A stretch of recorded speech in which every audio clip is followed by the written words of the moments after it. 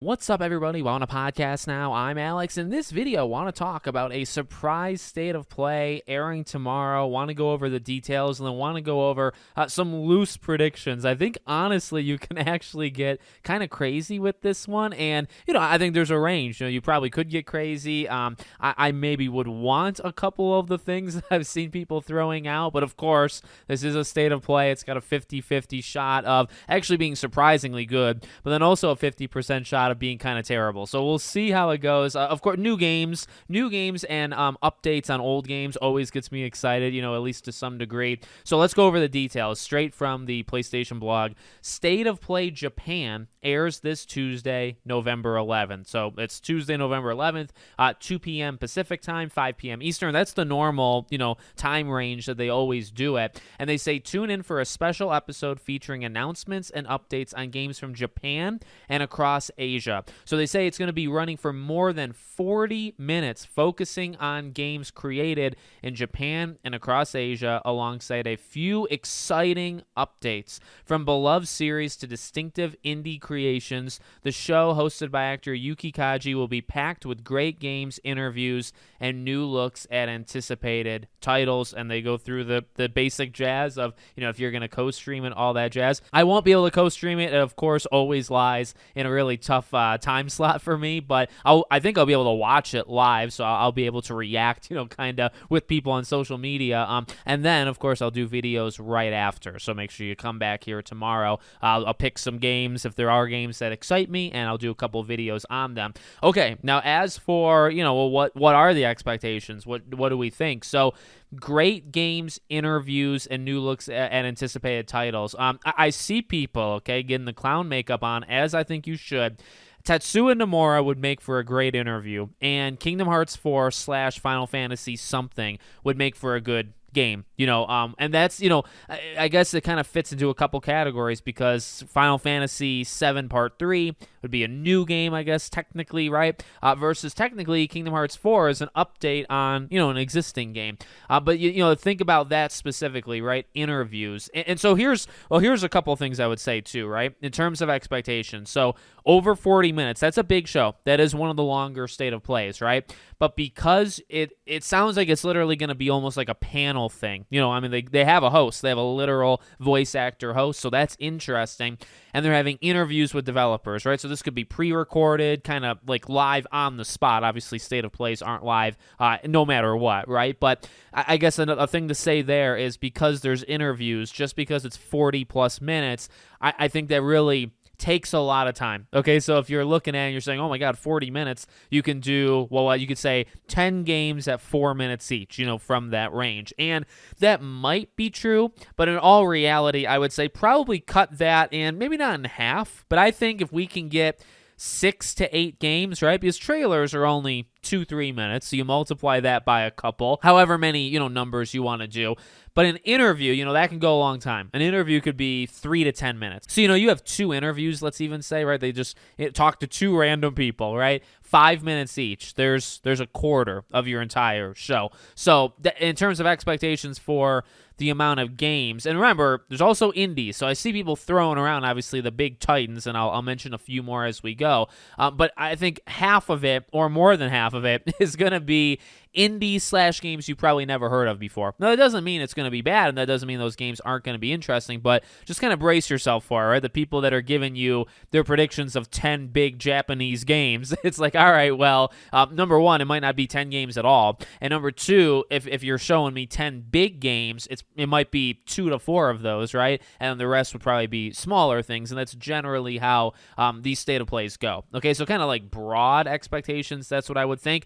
I mentioned Final Fantasy and Kingdom Hearts, and I say it kind of as a joke, but also like that's the Hail Mary. Okay, so to me, if you're saying, well, what is like the all-time play like that we could get here, it would be one of those. Whether it's 9 Remake, whether it's 7 Part 3, whether it's Kingdom Hearts 4, that to me is going for it. That's going all the way. I guess Persona 6, if you want to really, really try, and go for it there. Those would probably be the biggest things that also technically align with what they're doing. Now, I think some of them are, by the way, more realistic than others, right? Like Final Fantasy VII Part 3, we're always hearing about it, and we know the announcement's not too far off. And it's like it's probably not going to be a PlayStation exclusive, but that doesn't mean they can't announce it at a PlayStation show. So that, I don't think that's impossible. Kingdom Hearts 4 is also technically not impossible. Now, it's probably like 1%, right? Persona 6, it's like, well, with 4 remake and nobody really knows what's going on with 6. So I would say that's probably the least likely. I know I tweeted and I've seen a lot of people talking about, I think Phantom Blade Zero. I think that's probably a very safe answer, which safe, again, does not mean bad. That actually means good in this case. I think Phantom Blade Zero, with a PlayStation connection, being in an origin, of what would actually fit this state of play, I think that's kind of a perfect one. Now, one that I thought of immediately, and I saw other people talking about it as well, but I needed no help for this one.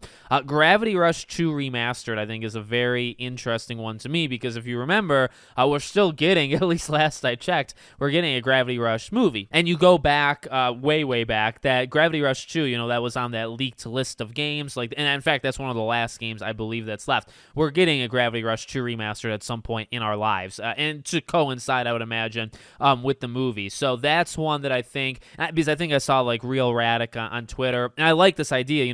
Bandai Namco's got this thing with PlayStation that I think is a really, really nice partnership, where they're going back and they're picking these kind of older games that are kind of more niche, Freedom Wars and things like that. And it's like, I think Gravity Rush is probably the biggest of that group, to be honest with you, but these kind of, more obscure, I would actually petition for Puppeteer. If you guys remember Puppeteer from the PS3 age, that was made, I believe, from Japan Studios. So, that's, there's a couple there, but Gravity Rush, I think, is timely, right, because of the movie, eventually. And I mean, we haven't seen anything from the movie in a very long time, so maybe that's in trouble, maybe it's not, but that's one, to me, I'd say Phantom Blade Zero is a very, I think, safe bet. I would expect if there's one medium to big size announcement, it would be that one. Gravity Rush feels like it could happen, or another Bandai Namco partnership of some kind, right? Pick a obscure, is it Tokyo Jungle? Was that also made from a Japan studio back in the day, back in PS3 era?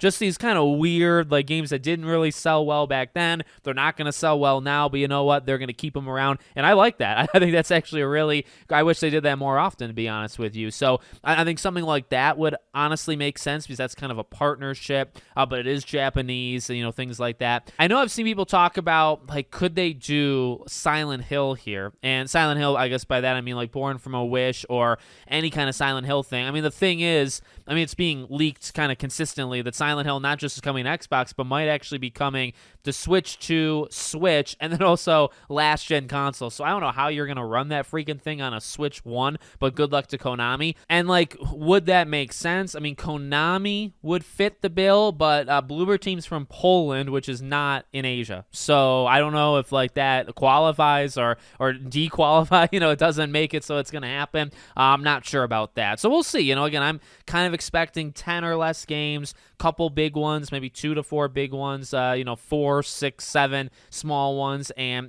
I think interviews are going to take up a lot of it. But yeah, if we're expecting kind of one big size announcement, I would go Phantom Blade. If we're going the full Hail Mary, I mean, to show us the Kingdom Hearts. And I do want to end it here because I did see this afterwards as well. So tomorrow, it's actually the 5-year anniversary of Melody of Memory. Now, I mean, I think it'd be very poetic, to be real, that if you can get a Kingdom Hearts 4 trailer on the 5-year anniversary of Melody of Memory, or maybe a Melody of Memory remastered edition, or something where they put Melody of Memory in with all the other games and do their 10th collection.